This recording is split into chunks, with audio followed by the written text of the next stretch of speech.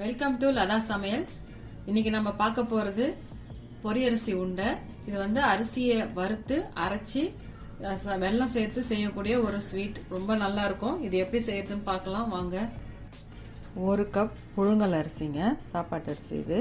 இதை வந்து இந்த மாதிரி இந்த வாணலில் போட்டு நல்லா இந்த அளவுக்கு வறுத்து எடுத்துக்கணுங்க. நல்லா பொரிஞ்சு வரும். அது கலர் மாறி எல்லா அரிசியும் இந்த மாதிரி பொரிஞ்சு வர்ற வரைக்கும் வறுத்து எடுத்துக்கணுங்க. இது கொஞ்சம் சிம்மில் வச்சு நல்லா அப்படி வறுத்து எடுத்திங்கன்னா இந்த மாதிரி வந்துடும். இந்த சட்டுன்னு ஒரு 2-3 நிமிஷத்துல இது மாதிரி நல்லா பொரிபட்டு வந்துடும்.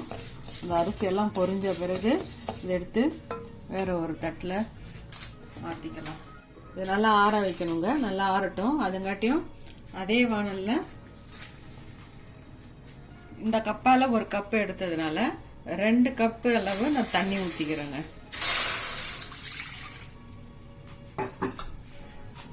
அதில் இந்த 1 கப் அளவு 1 கப் அரிசி 2 கப்பு தண்ணி 1 கப்பு வெல்லங்க. இந்த வெல்லத்தை போட்டு இதில் முதல்ல கரைய வச்சுக்கலாம். வெல்லம் நல்லா கரைஞ்சிடுச்சுங்க. இப்போ இது தனியாக வடிகட்டிடலாம். இதில் எவ்வளோ தூசு இருக்கு பாருங்க. வெல்லத்தில் நிறைய திப்பி மண் எல்லாம் இருக்கும் இல்லைங்களா, அதனால இதை வடிகட்டிட்டு பாருங்க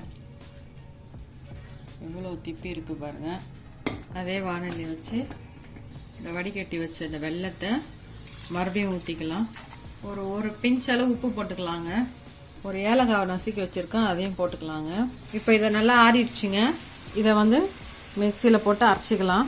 அந்த வறுத்து வச்ச அரிசியை நல்லா இப்படி நொரன்னு அரைச்சிக்கணுங்க. நல்லா மையாக அரைக்கக்கூடாது. பாருங்கள் இந்த மாதிரி நொரன்னு இருக்கணும்.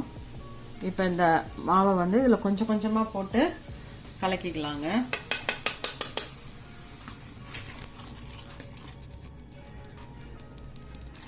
கட்டி வருந்தா கலக்க அது சரியாயிடும். ஸ்லோவில் வச்சுட்டு போடுங்க. எல்லாத்தையும் கொட்டிக்கலாம். நல்லா சிம்மில் வச்சுட்டு நல்லா இந்த மாதிரி கலந்து விட்டுக்குங்க. ஸ்லோவில் இருக்கணுங்க. அப்போ தான் இந்த தண்ணியில் வந்து இந்த அரிசி மாவு வந்து வேகணும். எல்லாத்தையும் நல்லா ஒன்றா மிக்ஸ் பண்ணியாச்சுங்க. இப்போ இதை வந்து கொஞ்சம் வேகணும். இதை வந்து ஒரு மூடி போட்டு ஒரு 2-3 நிமிஷம் வேகட்டுங்க. 2-3 நிமிஷம் ஆயிடுச்சுங்க. இப்போ திறந்து பார்ப்போம். நல்லா வெந்து வந்திருக்கு பாருங்க. நல்லா வெந்துடுச்சுங்க. இது தொட்டு பார்த்தீங்கன்னா நல்லா வெந்தது நமக்கே தெரியும். பாருங்க நல்லா வெந்து இருக்கு. இந்த அளவு போதும். இதோட அடுப்பை நிறுத்திக்கலாம்.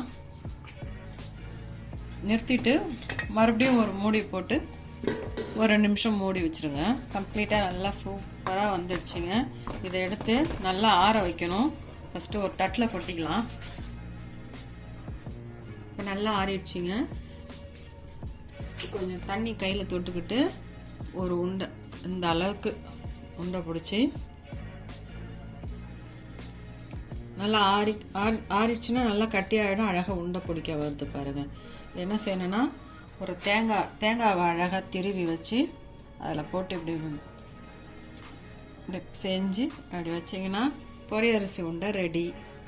சூப்பராக இருக்குங்க. இது குழந்தைங்க பெரியவங்க எல்லாரும் நல்லா விரும்பி சாப்பிடுவாங்க. ரொம்ப ரொம்ப ஹெல்த்தியும் கூட. இது ரொம்ப ஈஸியும் கூட. ரொம்ப நல்லாயிருக்கும். நீங்கள் ட்ரை பண்ணி பாருங்கள். ரொம்ப சூப்பராக இருக்கும். ட்ரை பண்ணி பார்த்துட்டு எனக்கு கமெண்ட்ஸ் பண்ணுங்கள். இந்த வீடியோ பிடிச்சிருந்தா லைக் பண்ணுங்கள், ஷேர் பண்ணுங்கள், மறக்காமல் சப்ஸ்கிரைப் பண்ணுங்கள்.